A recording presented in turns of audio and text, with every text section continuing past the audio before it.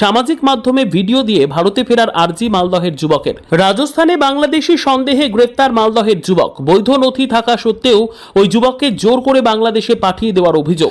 মালদহ জেলার কালিয়াচক থানার জালালপুর গ্রামের বাসিন্দা আমির শেখ, বয়স 21। প্রায় 3 মাস আগে পরিবারের হাল ধরতে রোজগারের সন্ধানে ভিন রাজ্য রাজস্থানে পাড়ি দেন। তার সঙ্গে ছিল ভোটার কার্ড, আধার কার্ড, ঠিকানার প্রমাণ সহ ভারতের সমস্ত বৈধ পরিচয়পত্র। তা সত্ত্বেও কোনো রকম পূর্ব সতর্কতা ছাড়াই রাজস্থান পুলিশ তাকে বাংলাদেশি নাগরিক সন্দেহে গ্রেপ্তার করে। দীর্ঘ 2 মাস জেল হেফাজতে থাকার পর 4 দিন আগে তাকে সীমান্ত পেরিয়ে বাংলাদেশে পাঠিয়ে দেওয়া হয় বলে অভিযোগ। আজ দেশছাড়া হয়ে বাংলাদেশে আটকে আমির কান্না জড়ানো কণ্ঠে সামাজিক মাধ্যমে জানাচ্ছেন, আমি ভারতীয়, আমাকে আমার ঘরে ফিরিয়ে নিন।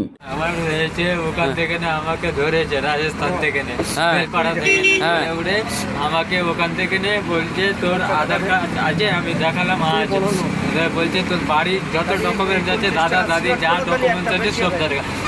আমি মাঙিয়েছি, আমাকে বলছে তোর কোনো এবার তোর আইডি প্রুফ দেখা, আইডি আমার নাই, তার জন্য আমাকে এখানে বলছে না এটা বাংলাদেশে আছে।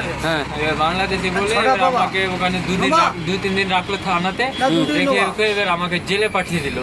জেলে পাঠিয়ে পর এবার জেলে আমাকে 2 মাস রেখেছিল। 2 মাস রেখেছে জেলে? 2 মাস রেখেছে।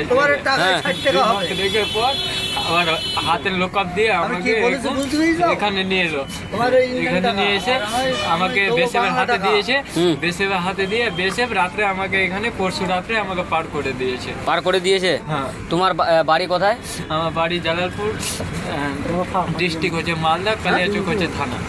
তোমার বাবার নাম কি? জেম শেখ। জেম শেখ। মার নাম? মায়ের নাম রেনু বিবি। কেউ ভাবেন তোরা? আমরা 2 ভাই 1 বোন। এখন তুমি কোথায় আছো? এখন আমি বাংলাদেশে আছি। তুমি বাংলাদেশে আছো?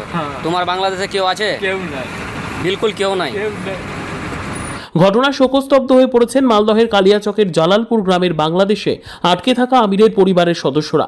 কান্নায় ভেঙে পড়েছেন বাবা মা। ব্যাপারটা হচ্ছে যে আমার ভাতিজা হলো যে ছেলেটা মানে বাংলাদেশে পাঠানো হয়েছে আর কি। তো কথা হচ্ছে যে আমরা তো এখানে পূর্বপুরুষ এখানে বাস করি, এখানেই থাকি, অনেক দিন ধরেই থাকি, প্রায় 400 বছর থেকে এখানে থাকে। আমাদের বাড়ির দলিলপত্র সব আছে, ঠিক আছে কি না? তারপরও আমাদের ছেলেটা, আমার ভাতিজা বাইরে রাজস্থানে কাজে গিয়েছিল, কাজে গিয়ে তাকে বাংলাদেশি বলে বাংলাদেশ পাঠিয়ে দিয়েছে। তো বাঙালির উপর এরকম করে অত্যাচার করছে, করার পরে সে বাংলাদেশে পাঠিয়ে দিচ্ছে। বাঙালি হয় কি অপরাধ?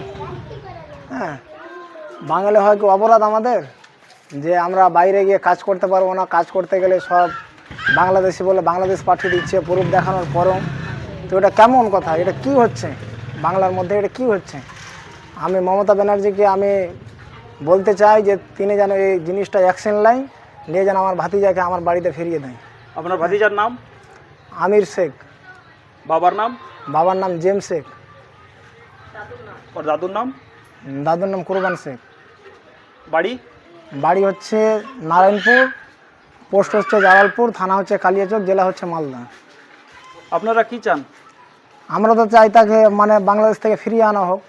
ঘটনার পর আমির শেখের পরিবার রাজ্য ও কেন্দ্রীয় সরকারের হস্তক্ষেপ চেয়ে রাজ্যের মুখ্যমন্ত্রী মমতা বন্দ্যোপাধ্যায় ও দেশের প্রধানমন্ত্রী নরেন্দ্র মোদীর কাছে ছেলেকে দেশে ফিরিয়ে আনার করুণ আবেদন জানিয়েছেন। মালদহ থেকে জিএম মমিন, লোকাল 18 বাংলা।